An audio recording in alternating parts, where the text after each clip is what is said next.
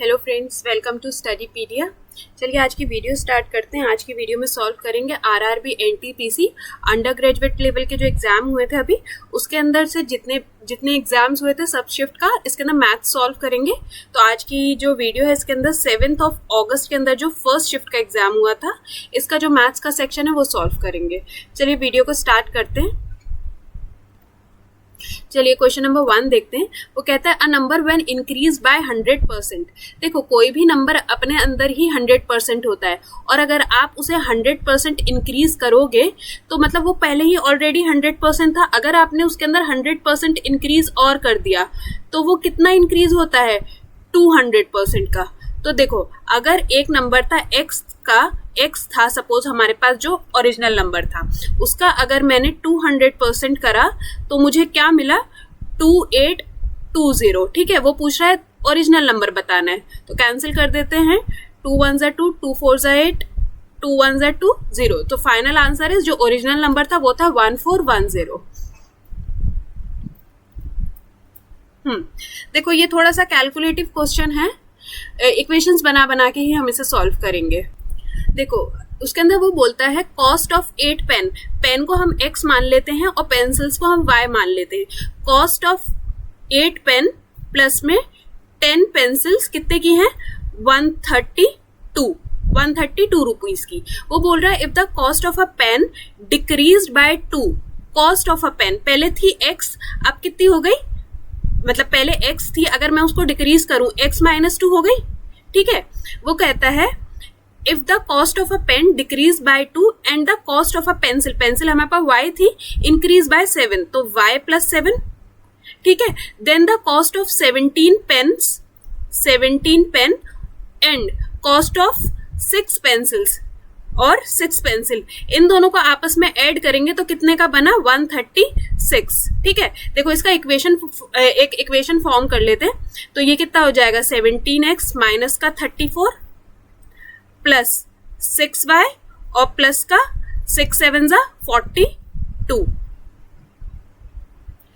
देखो अब फाइनल क्या बनेगा 17x प्लस का 6y और ये -34 और प्लस का 42। तो इसके अंदर क्या बचेगा प्लस का 8। ठीक है ना, अभी जो +8 है वो हम इज इक्वल टू के इधर भेज देते हैं। तो ये 136 यहाँ था प्लस का 8 तो इधर जाके -8। तो जो फाइनल इसका इक्वेशन बनेगा 17x प्लस का 6y इज इक्वल्स टू में 128। ये इसका हमारा फाइनल इक्वेशन बन गया। ये हमारा फर्स्ट इक्वेशन था, ये सेकंड इक्वेशन बन गया। दोनों इक्वेशंस को आपस में माइनस कर देते हैं। 17x प्लस में 6y इज इक्वल्स टू में 128। ठीक है, तो इसको फर्स्ट इक्वेशन को 3 से मल्टीप्लाई कर देते हैं और सेकंड इक्वेशन को 5 से। तो 3 8 24x प्लस में 30y इज इक्वल्स टू में 396 और इसे टोटल को 5 से करेंगे तो 17 5 85x प्लस के 5 6 30y इज इक्वल्स टू में 640। ठीक है, माइनस कर देते हैं, ये माइनस हो जाएगा 61x इज इक्वल्स टू में 244। x का वैल्यू यहाँ से हमारे पास कितना आ जाएगा 4 यूनिट। x का वैल्यू हमारे पास 4 यूनिट आ जाएगा। देन देखो इस वाले के अंदर हम रख देते हैं x के यूनिट को। तो यहाँ पे अगर मैंने x की जगह 4 रखा, x की जगह मैंने 4 रख दिया जो हमारे पास x की वैल्यू आ गई।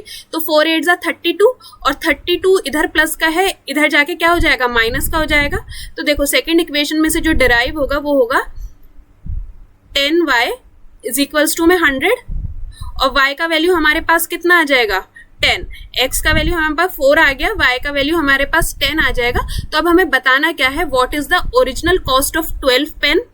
ठीक है, पेन हमारे पास x थे तो मल्टीप्लाई बाय 12 और 9 pencils multiply by 9।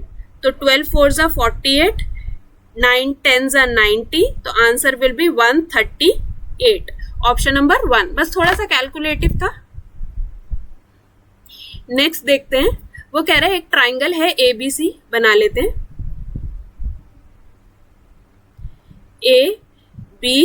ABC BD is perpendicular on AC, B से लेके डी तक ये क्या है, परपेंडिकुलर है। परपेंडिकुलर जहां भी होता है वो हमेशा 90 डिग्री का एंगल बनाता है।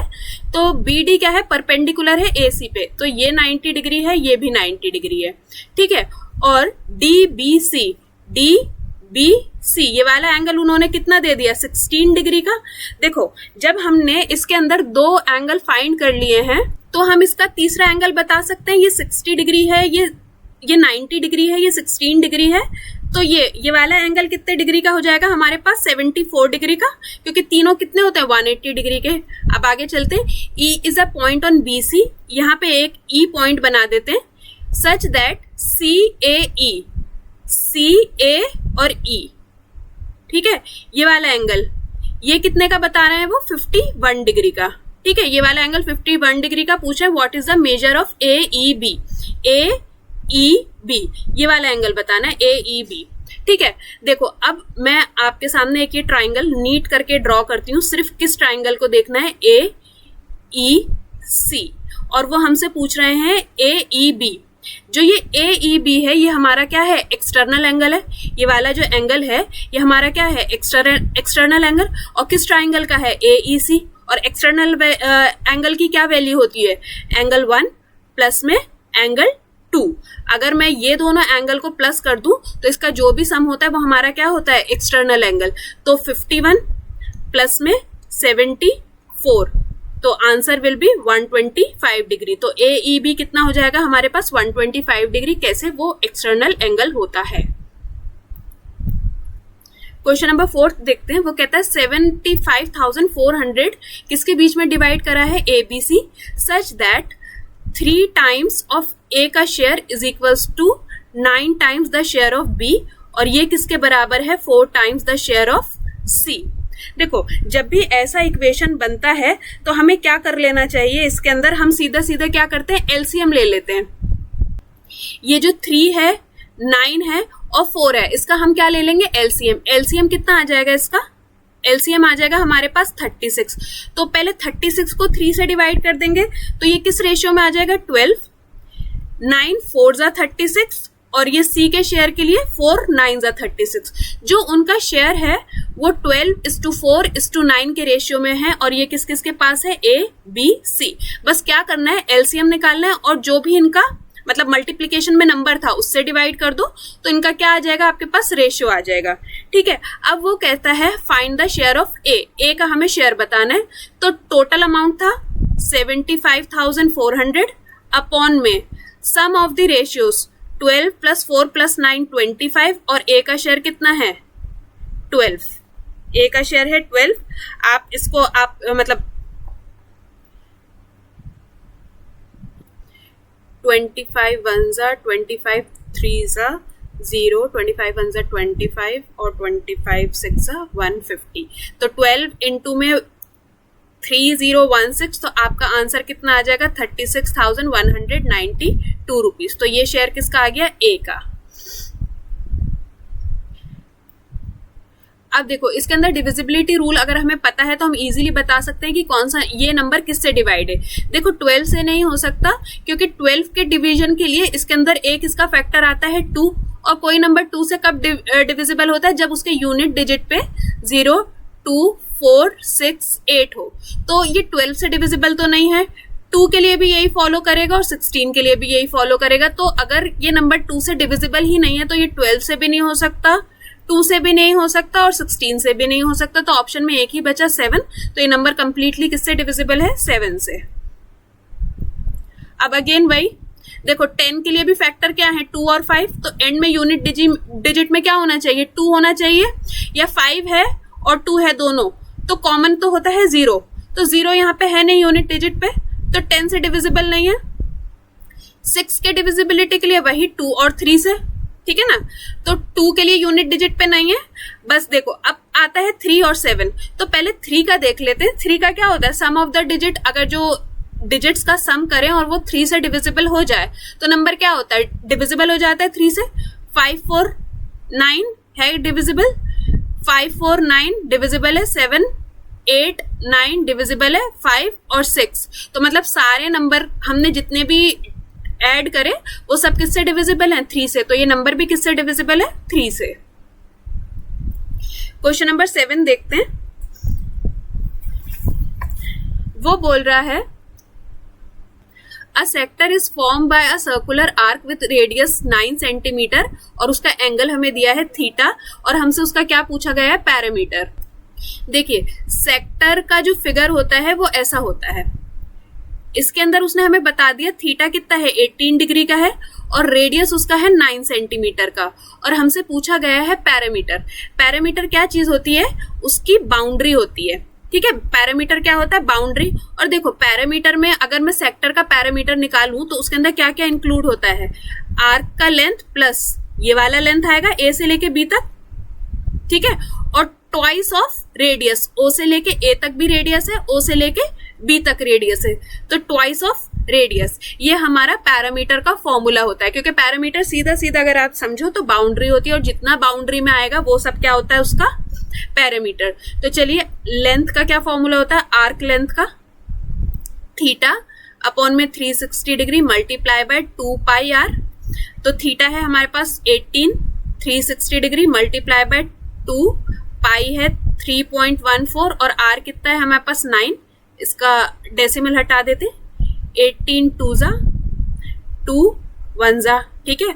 तो ऊपर अगर 314 और 9 को मल्टीप्लाई करेंगे तो आंसर रहेगा 2826 और नीचे कितना है 1000 है, तो 2.826। ये क्या आ गई हमारे पास, आर्क की लेंथ।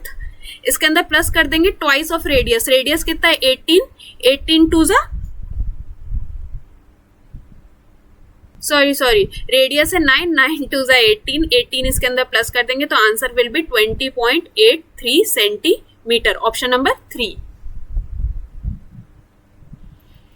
क्वेश्चन नंबर 8 देखते हैं। वो कह रहा है एक इलेक्शन हुआ था between 2 candidates, 85% of the registered voters cast their vote. Suppose x हमारे थे टोटल वोटर्स, जिसके अंदर कितने वोटर्स ने अपना वोट दिया, 85% ने। और आगे वो बोल रहा है और जो उसके अंदर भी 4% थे वो कैसे हो गए, इनवैलिड डिक्लेयर कर दिए गए। तो इसके अंदर 4% इनवैलिड है तो वैलिड कितने हैं, 96%, ठीक है। यहां तक जो स्टेज आई वो हमारी कहां तक आ गई, वैलिड वोट्स की। अगर हम इसे कैलकुलेट कर पाते तो ये हमारे कितने निकल आते, वैलिड वोट्स। अब वो बोल रहा है the winning candidate got 65% of the valid votes. देखो कोई भी जो चीज होती है, कोई भी नंबर होता है वो अपने में 100% होता है। अगर मैं इसे वैलिड वोट को कैलकुलेट कर पाती तो वो ही मेरे क्या होते, 100% वैलिड वोट। अब 2 कैंडिडेट्स थे ए और बी, अगर जीतने वाले को 100% का 65 मिला है तो दूसरे को, हारने वाले को कितना मिला होगा, 35, ठीक है। जीतने वाले को 65 मिला है तो दूसरे को भी तो कुछ मिला है, 35 of the valid vote and won the election bye margin of 2142। और कितने वोट से वो जीत गए, 2142 वोट से। लेकिन देखो जो वो जीता है वो मार्जिन कितना है, 30% का है ना। अगर मैं वैलिड वोट का 30% निकाल लूं तो वो किसके बराबर आ जाएगा, 2142 के। समझ में आया, ठीक है। और नहीं आया तो एक और बार फिर समझना कि ये 30% कैसे लिखा गया है। तो वो पूछ रहा है how many voters were registered, तो हमें यहाँ से क्या बतानी है, सिंपल से x की वैल्यू। अब अगर जब आप इसको पूरा कैलकुलेट करोगे तो आपका आंसर कितना आ जाएगा, 8750। ये सिंपल कैलकुलेशन है, बस आपको ये मेथड समझ में आना चाहिए कि ये कैसे करते हैं, इक्वेशन कैसे फॉर्म होता है। तो बाकी आप इसको कैलकुलेट करोगे तो आपका आंसर रहेगा 8750। ये रहेगी हमारी x की वैल्यू।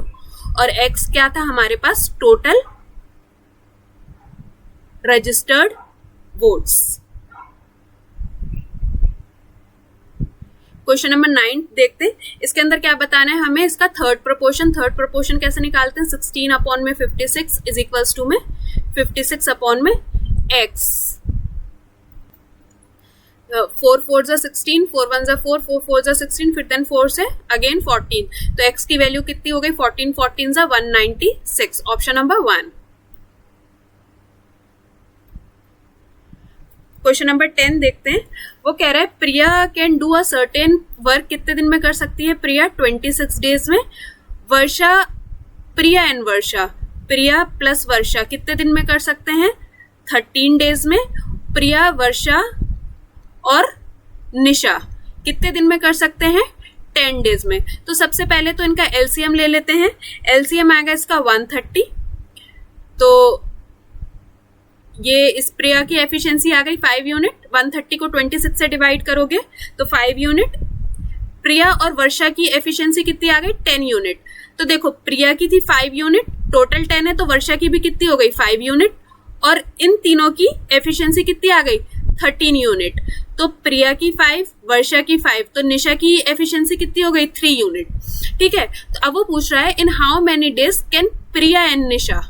तो टोटल वर्क है 130, प्रिया की है 5 और निशा की कितनी है 8 यूनिट। तो हम वो कितने दिन में कर देंगे 2 4 8, 2 6 12, 2 5 10, तो 65 बाय 4 डेज में। Option number second.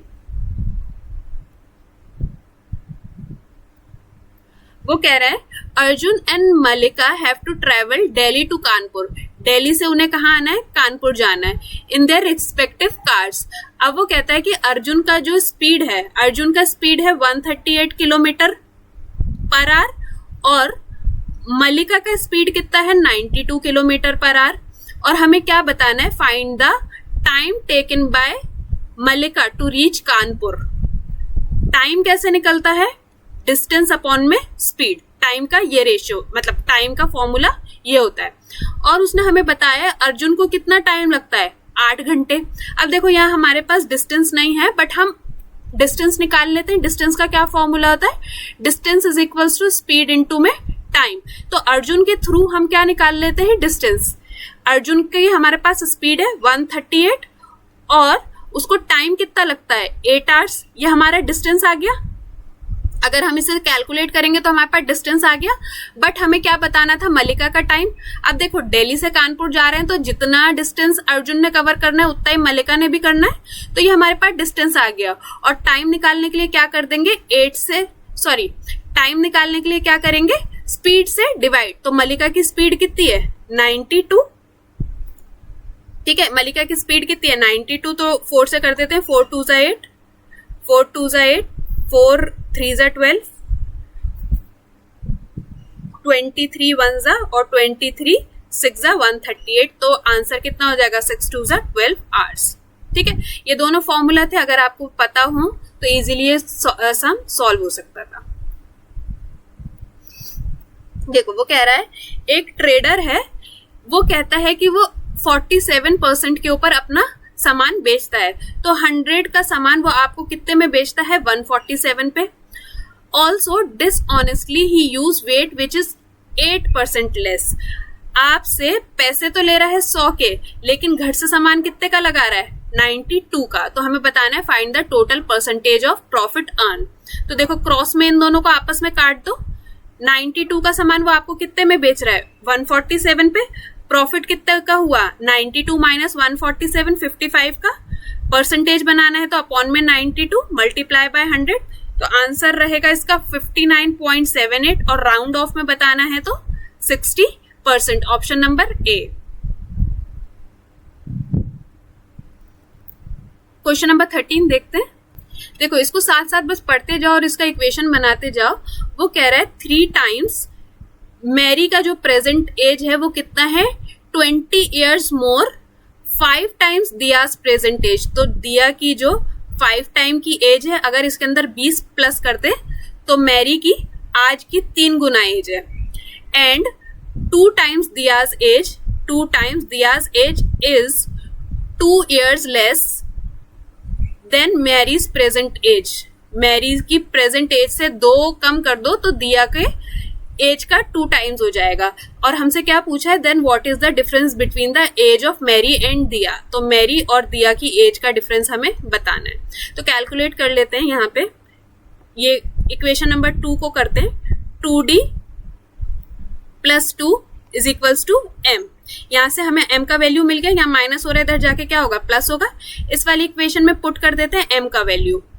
तो 3 2d plus 2 is equals to d5 plus 20, 6d plus 6 is equals to d5 plus का 20। ये इधर आ जाएगा, d5 इधर प्लस है, इधर आके माइनस हो जाएगा। तो 6 में से 5 गया, कितना बचा, खाली d बचा, इज इक्वल्स टू ये इधर जाके प्लस का हो जाएगा, मतलब ये इधर प्लस है तो इधर जाके किसका हो जाएगा -6, तो कितना हो जाएगा 14। तो दिया की एज कितनी आ गई 14 आ गई। ठीक है, तो अगेन पुट कर देते हैं 14 2 जा, यहाँ पे पुट कर देते हैं सेकेंड इक्वेशन में 14 2 जा 28 इज इक्वल्स टू m-2। तो m की एज कितनी आ गई 30। ठीक है, m की एज कितनी आ गई 30। तो मैरी और दिया का आपस में माइनस करना है, तो 30 - 14, तो दोनों की एज का डिफरेंस कितना आ गया 16। Option number 3। Just a second, देखिए इसके अंदर क्या निकालना है हमें, single equivalent discount. Equivalent discount का हमेशा दो टर्म्स का निकलता है, तो a + b - a × b / 100। ठीक है, ये फॉर्मूला होता है डिस्काउंट निकालने का, सिंगल इक्विवेलेंट डिस्काउंट। तो 20 + 25 माइनस में 20 × 25 अपॉन में 100, 25 4 जा 4 5 जा, तो ये कितना हो गया 45 - 5। तो हमारे पास इन दोनों टर्म का सिंगल इक्विवेलेंट कितना बना 40 का। अब किसका निकालना है 40 और 50 का, तो 40 + 15 माइनस में 40 × 15 अपॉन में 100, 2 2 जा 2 5 जा 5 3 जा, तो 2 3 जा 6, 6 माइनस करना है कितने में से 55 में से, तो आंसर कितना हो जाएगा 49%। ठीक है, ये फॉर्मूला होता है जो फॉलो करता है।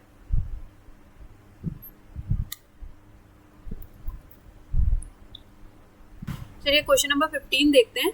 वो कह रहा है the number of prime numbers lying between 331 और 345, इन दोनों के बीच में कितने प्राइम नंबर्स आएंगे। और बोला है कि ये दोनों नंबर भी क्या है इंक्लूडेड है। अगर ये दोनों भी प्राइम नंबर हैं तो आप उसे कैलकुलेट कर सकते हो। तो देखो 331 एक प्राइम नंबर है, और अगर आप आगे चलोगे 332, 33, 34, 35, तो बस एक 337 जो है वो एक प्राइम नंबर आएगा। तो 335 से लेके 345 के बीच में पहला प्राइम नंबर 331 खुद है और दूसरा है 337। तो कितने टोटल प्राइम नंबर्स हैं इनके बीच में 2। वो बोलता है Varun bought some eraser at a rate of 150 रुपए के 1 दर्जन। तो 150 रुपए के अगर उसने 1 दर्जन खरीदे हैं तो एक कितने का खरीदा है उसने 12.5 का। ठीक है, और उसने बेचा है एक कितने का बेचा है 18 रुपए का। तो 12.5 की चीज उसने कितने की भेज दी 18 रुपए की, और हमसे पूछा गया है कि उसने कितना प्रॉफिट अर्न करा है। तो कितने का प्रॉफिट हुआ 5.5 अपॉन में कॉस्ट प्राइस जो उसके लिए हुआ 12.5 मल्टीप्लाई बाय 100। ठीक है, तो ये दोनों डेसिमल आपस में कैंसिल हो जाएंगे। 25 4 जा 25 5 जा और 25 4 जा 5 1 जा 5 1 जा, तो कितने का प्रॉफिट हुआ उसे 44%। Option number 3।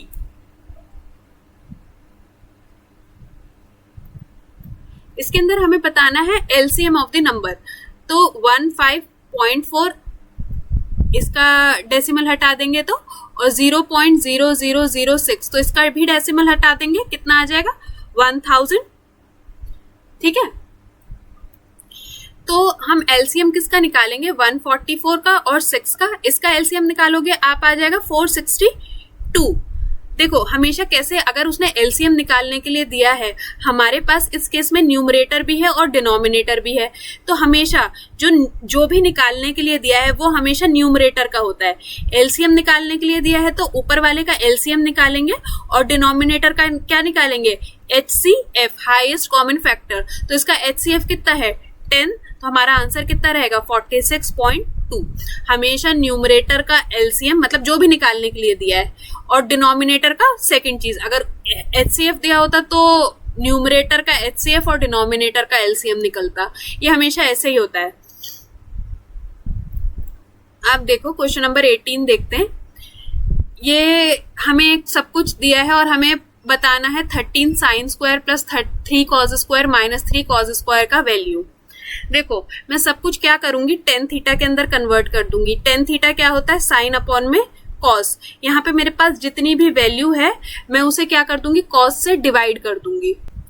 तो मैंने इसको डिवाइड करूंगी कॉस से, तो ये तो बन गया मेरे पास tan थीटा प्लस इसे मैंने कॉस से डिवाइड कर दिया, तो ये तो फिनिश हो गया। यहाँ पे क्या आएगा 1 अपॉन में, फिर यहाँ पे भी क्या हो जाएगा टेन थीटा माइनस का ये कॉस से कॉस कैंसिल, तो यहाँ पे क्या बचेगा सिर्फ 4 इज इक्वल्स टू में 11 क्रॉस मल्टीप्लाई करते हैं, tan theta plus 1 is equals to में 11 टेन थीटा माइनस का 44। ठीक है, ये इधर प्लस का इधर आके क्या हो जाएगा माइनस का 10 tan theta is equals to ये माइनस है इधर जाके प्लस का तो 45। टेन थीटा का वैल्यू कितना आ गया 5 2 जा 5 9 जा, तो टेन थीटा का हमारे पास वैल्यू आ गया 9/2। ठीक है, इतना हो गया 9/2। अब मैं अगर इसको कॉस स्क्वायर से डिवाइड कर दूं, ठीक है ना, तो ये क्या बन जाएगा 13 टेन स्क्वायर प्लस में इसे कॉस स्क्वायर से डिवाइड कर दिया तो ये तो फिनिश ही हो गया। तो यहाँ पे सिर्फ क्या रह गया 3 रह गया माइनस का। अब अगर देखो ये वाली टर्म को थोड़ा सा समझो, अगर मैं सबको कॉस से डिवाइड कर रही हूँ ना तो सभी कॉस से डिवाइड होंगे। आप बोलो यहाँ पे तो कुछ नहीं है, साइन नहीं है, कॉस नहीं है, तो आप इसे कॉस से डिवाइड मत करो। देखो ये है -3, जब मैंने इसे या भी 3 ले लो, माइनस क्यों लगाना, माइनस तो यहाँ है ही। 3 को अगर मैंने कॉस स्क्वायर से डिवाइड करा तो इसका मतलब क्या होता है 3 मल्टीप्लाई बाय 1 में कॉस स्क्वायर, ऐसे लिख सकते हैं। ठीक है, ऐसे लिख सकते हैं। अब जो ये ऊपर 1 है, 1 कैसे बनता है साइन स्क्वायर और कॉस स्क्वायर से, साइन स्क्वायर थीटा प्लस में कॉस स्क्वायर थीटा की वैल्यू क्या होती है 1 होती है। तो मैं 1 की जगह क्या रख सकती हूँ sine square theta cos square theta. तो अभी इस 3 को भी साइड में कर दो क्योंकि हमने 3 यहां से निकाल लिया ना, तो 3 रख देते हैं यहाँ पे, sine square theta plus cos square theta upon में कॉस स्क्वायर थीटा। ठीक है ना। अब देखो, अब इसे फर्दर सिंप्लीफाई करो तो साइन के नीचे भी कॉस है और कॉस के नीचे भी कॉस है। साइन स्क्वायर और कॉस स्क्वायर तो क्या बन गया टेन स्क्वायर, और कॉस से कॉस क्या हो गया कैंसिल, तो sine square ten square plus 1। तो हम 1 अपॉन कॉस स्क्वायर को क्या लिख सकते हैं टेन स्क्वायर प्लस 1। ठीक है ना। अगर आपको ऐसे ही समझ आ जाता तो इतना लिखने की जरूरत नहीं थी, बट मैंने आपको पूरा कैलकुलेट करके दिखा दिया। और ये नीचे जब इसको कॉस से डिवाइड करेंगे तो ये क्या हो जाएगा फिनिश हो जाएगा। मैं बाकी ये वाला पोर्शन इरेज कर रही हूँ। ठीक है, तो देखो 13 ten square plus 3 minus 3 ten square plus का सॉरी प्लस माइनस माइनस, यहाँ बीच में माइनस का साइन आएगा, माइनस का 3। ठीक है ना, ये 3 से मल्टीप्लाई कर देंगे तो 3 से 3 कैंसिल। और देखो 13 टेन स्क्वायर प्लस का है माइनस का 3 टेन स्क्वायर, तो कितना बचा 10 टेन स्क्वायर। अब 10 का वैल्यू पुट कर दो, 10 इंटू में 9 इंटू 9 अपॉन में 2 इंटू 2, क्योंकि किसके अंदर था स्क्वायर में था, तो 2 5 जा और तो 9 9 जा 81, 81 को 5 से मल्टीप्लाई करेंगे तो 405/2। ठीक है, तो हमने सब कुछ अगर 10 में कन्वर्ट कर दिया तो हमारी कैलकुलेशन देखो कम हो गई, नहीं तो साइन स्क्वायर कॉस स्क्वायर पूरा ये बहुत ज्यादा लेंदी हो जाता। क्वेश्चन नंबर 19 देखते हैं। वो कह रहा है the circumference of the largest circle that can be drawn completely inside a rectangular whose dimension are. देखो अगर एक रेक्टेंगल है उसके अंदर अगर मैं एक क्या बनाऊं सर्कल, मैंने देखो इसके अंदर क्या बना दिया एक सर्कल बना दिया, ऐसे ही तो सर्कल बनेगा। अगर मैं रेक्टेंगल के अंदर ऐसे करके सर्कल बनाए तो वो तो क्या हो जाएगा ओवल हो जाएगा, सर्कल तो नहीं कहलाएगा। तो ये मैंने क्या बनाया है सर्कल, इसका लेंथ था 116 और ब्रेथ कितना था, मतलब इसकी हाइट कितनी थी 14। तो जो सर्कल का रेडियस होगा, मतलब यहां से लेके यहां तक तो पूरा डायमीटर हुआ वो किसके बराबर होगा 14 के, और इसका रेडियस कितना हो जाएगा 7। ठीक है ना, ये फिगर से आपको समझ में आ गया इसका रेडियस कितना आ गया 7। तो बस हमें क्या बताना है उसका सर्कमफ्रेंस। सर्कमफ्रेंस का क्या फॉर्मूला होता है 2 पाई r, पुट कर देते हैं 2 पाई और r कितना है 14, 7 2 जा 14, 2 2 जा 2 पाई r, सही तो लगा है। रेडियस के लिए तो डिवाइडेड बाय 2 भी तो होगा ना, क्योंकि ये तो पूरा है डायमीटर था, रेडियस है 7, तो ये 2 से 2 कैंसिल, तो आंसर कितना हो गया 44 मीटर स्क्वायर। इसका सर्कमफ्रेंस हो गया 44 मीटर। क्वेश्चन नंबर 20 देखते हैं। वो कह रहा है what sum of money will amount to, कितनी हो जाए अमाउंट टू मतलब इसके अंदर सिंपल इंटरेस्ट भी है और उसका प्रिंसिपल भी है एट 4% पर annum simple interest in 5 years। तो हमें क्या बताना है, व्हाट सम ऑफ मनी मतलब हमें बताना है कितना प्रिंसिपल था जो 5 साल इन्वेस्ट रहने पे ये बन गया। ठीक है, इसके अंदर क्या है, सिंपल इंटरेस्ट भी है और प्रिंसिपल भी है। तो कैलकुलेट कर लेते हैं। सिंपल इंटरेस्ट का क्या फॉर्मूला होता है, इंटू में रेट इंटू में टाइम। अब सिंपल इंटरेस्ट तो नहीं है हमारे पास, यहाँ पे 2400 माइनस प्रिंसिपल, तो हमारा ये सिंपल इंटरेस्ट बन जाएगा is equals to principal into में रेट इंटू में टाइम। कैलकुलेट कर लेते हैं। ये 100 इधर डायरेक्ट मल्टीप्लाई कर देते हैं। 241000 minus 100 p is equals to 4 5 20 p। ये 100 इधर माइनस हो रहा है, इधर जाके प्लस हो जाएगा। 24 इज इक्वल्स टू में 120 p, तो कैंसिल कर देते हैं।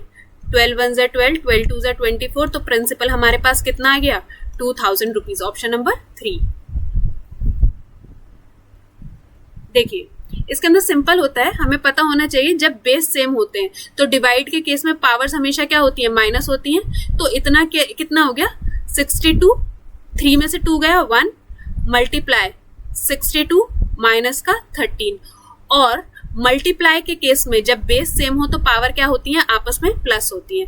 तो 1 प्लस माइनस का 13, तो प्लस माइनस माइनस आंसर कितना हो जाएगा, -12। तो 62 की पावर -12। Option number 4। चलिए क्वेश्चन नंबर 22 करते हैं। वो कह रहा है a jacket is mark at, ये इसका मार्क प्राइस है 4000 rupees during a festival sale. एक सेल चल रही है जिसके अंदर इस मार्क प्राइस के ऊपर 2 बारी डिस्काउंट दिया गया, 32% और 22%। तो उसने हमसे क्या पूछा है, फाइनल प्राइस मतलब उसका सेलिंग प्राइस हमें बताना है कि डिस्काउंट देने के बाद कितना सेलिंग प्राइस हुआ है, और both discount and what is the effective percentage discount. हमें 2 चीजें बतानी है, सेलिंग प्राइस और इफेक्टिव परसेंटेज डिस्काउंट। तो एक ही चीज कैलकुलेट कर लेते हैं।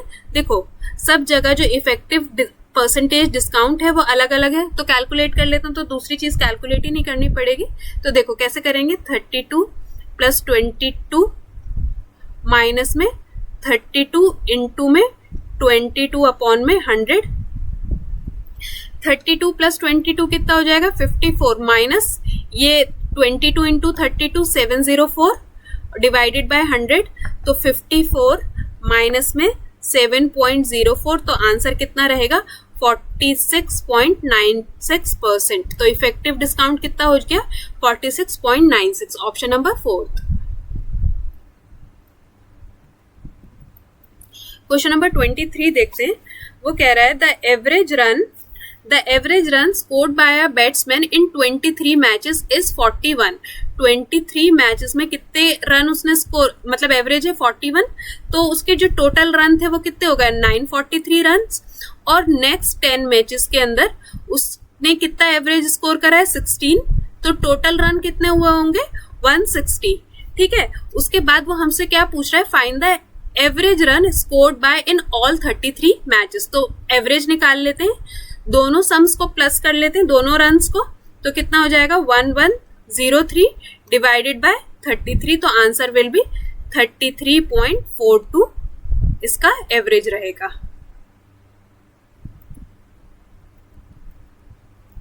इन covering a distance of 150 kilometre Pranay takes 2 hours more than Aman. देखो 2 फ्रेंड्स हैं, प्रणय और Aman. Just a second, 2 friends हैं, एक है प्रणय और दूसरा है अमन। वो क्या कह रहा है, in covering a distance Pranay takes 2 hours more than Aman. अगर अमन को t टाइम लगता है तो प्रणय को कितना लगता है t + 2 टाइम। ठीक है ना, डिस्टेंस तो दोनों के लिए सेम है। वो बोलता है if Pranay doubles is speed, अगर प्रणय ने अपनी स्पीड को डबल कर दिया। ठीक है, देखो एक चीज, अगर स्पीड बढ़ेगी तो टाइम हमेशा क्या होता है, कम होता है। अगर जो है स्पीड 2 गुना बड़ी है तो टाइम क्या होगा 2 गुना कम होगा। तो प्रणय को पहले कितना टाइम लग रहा था t + 2, अब जब स्पीड बड़ी है 2 टाइम्स, तो टाइम कितना हो जाएगा डिवाइडेड बाय 2। अगर स्पीड डबल हो गई है तो टाइम कितना हो जाएगा, आधा हो जाएगा। अब वो क्या कह रहा है, if Pranay doubles his speed then he would take 3 hours less than the Aman. ये किसके बराबर हो गया, अमन के टाइम से 3 घंटा कम से। ठीक है ना, इतना समझ में आ गया, इक्वेशन बन गई। अब वो पूछता है प्रणय की स्पीड, हमें प्रणय की स्पीड बतानी है। तो यहां से देखो पहले टाइम निकाल लेते हैं, t plus 2 is equals to 2t minus 6, ये क्या हो जाएगा, t इज इक्वल्स टू में 8, ये आ गया 8 तो थी अमन की, और प्रणय का टाइम कितना आ गया, t प्लस 2, तो प्रणय का टाइम हमारे पास कितना आ गया, 10 hours। अगर एक डिस्टेंस को, ये डिस्टेंस था, प्रणय को इसको कवर करने के लिए 10 hours लगते हैं, तो स्पीड कितनी है प्रणय की, 15 किलोमीटर पर आवर। बस इसको डायरेक्ट टाइम से सॉल्व कर लो तो इजी है, नहीं तो बहुत बड़े बड़े फिगर्स बन जाएंगे। क्वेश्चन नंबर 25 देखते हैं, वैल्यू बतानी है। ये किसका स्क्वायर है, 169, 13 का, प्लस ये किसका स्क्वायर है, 144 होता है 12 का। ठीक है ना, अब देखो इसके अंदर 4 के बाद 0 लगा है, तो मतलब ये था 0.12। ठीक है, और माइनस में ये किसका है, 24 का, माइनस का 2.4, तो आंसर कितना आ जाएगा, 10.72, ऑप्शन नंबर ए।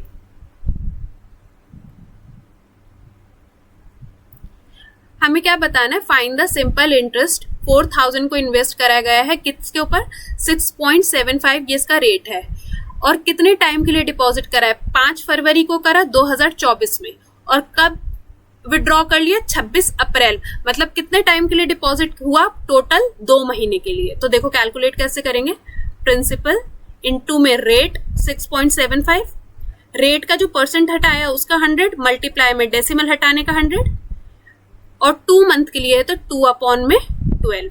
ठीक है ना, तो ये 1 2 3 से 3 कैंसिल, अब 4 1 जा 4, 4 3 जा 12, 3 1 जा 3, 3 2 जा 6, 3 2 जा 6, 3 5 जा 15, 5 2 जा 5 4 जा 5 5 जा 2 से 2 कैंसिल, तो कितना आ गया 45, जो इसका सिंपल इंटरेस्ट कितना आया 45 रुपीज। नेक्स्ट क्वेश्चन देखते हैं, क्वेश्चन नंबर 27। वो कहता है संजय, कार्तिक और दीपा का जो अमाउंट इन्वेस्ट हुआ है वो कितना है, 1050, 1320, 1730 respectively to start a business if a profit at the end is इतना, प्रॉफिट कितना है 1230।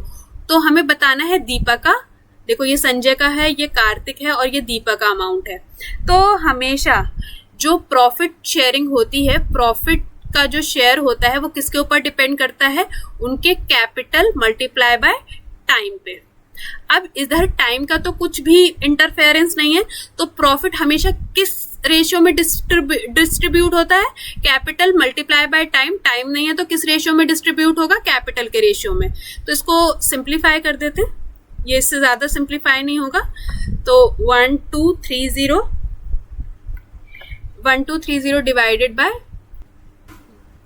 रेशियो का सम, रेशियो का सम कितना आ जाएगा हमारे पास, 105 प्लस 132 173 410, 41 1 जा 41 3 जा 123, तो 3 मल्टीप्लाई बाय, हमें किसका शेयर बताना है, दीपा का, multiply by 173, answer will be 519 rupees. Next देखते हैं, वो कह रहा है A can lay a railway track between 2 station in, A कितने टाइम में काम कंप्लीट कर सकता है 22 डेज में, और बी कर सकता है 11 डेज में।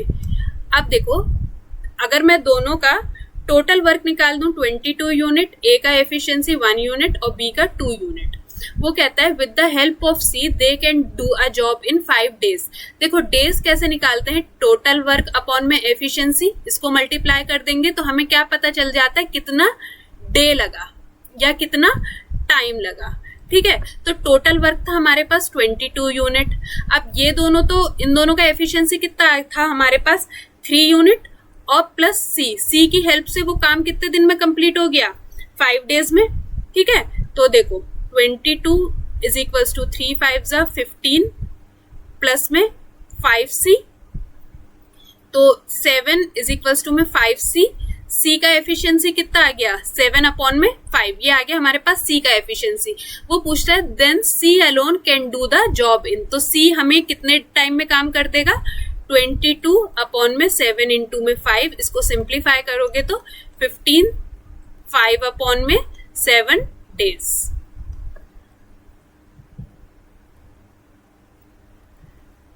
देखो क्वेश्चन नंबर 29 देखते हैं, सिंप्लीफाई है, 3 से मल्टीप्लाई करेंगे तो ये दोनों तो कट जाएंगे, 7x का square plus sorry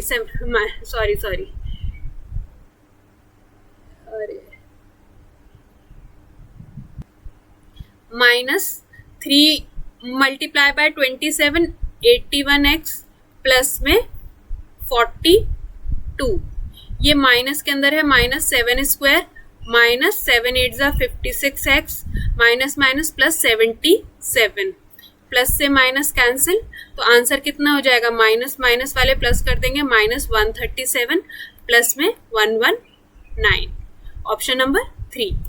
last question देखते हैं इसका।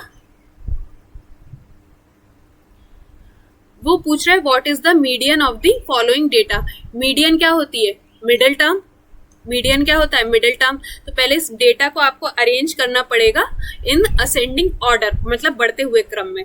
तो 17 20 21 27 35 41 42 49 68 76 और 95, ये हमने इसे अरेंज कर लिया पूरे डेटा को। तो इसका मिडिल टर्म क्या होगा, देखो 1 2 3 4 5 5 इधर है, 1 2 3 4 5 5 इधर है, तो मिडिल टर्म हमारा कितना हो गया 41, तो मीडियन हमारा कितना हो गया 41। तो इस वीडियो के अंदर हमने पूरे 30 क्वेश्चन सॉल्व कर लिए हैं। होप ये वीडियो आपके लिए हेल्पफुल रहेगा। अगर वीडियो अच्छा लगा हो तो एक सब्सक्राइब जरूर करिएगा, और लगे कि आपके किसी फैमिली या फ्रेंड के लिए हेल्पफुल है तो please do share the video. Thank you so much, मिलते हैं नेक्स्ट वीडियो में।